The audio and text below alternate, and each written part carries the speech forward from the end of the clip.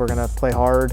We're going to compete at a high level. We're going to play in a way that's fun to watch. A team that plays the game in a way that our fans are proud of. Lemon from way downtown. You got to give credit to the Lancers. They are really getting in their groove, bringing that aggression. How would you describe the team this season? I would describe the team this season as competitive. We go into practice with, and it eventually leads to the games. Lemon kisses it off the glass. Just beautiful basketball inside right there from Chloe Lemon. The team this season is very fiery. We have a lot of intensity, and we like to cheer each other on, pick each other up constantly. Kicks it out to CeCe Legaspi, and she drains it. We make each other so much better every day. With our chemistry, like off and on the court, we can build a really good relationship. I think it's gonna show in our games. Kicks it out to Johansson. Swish!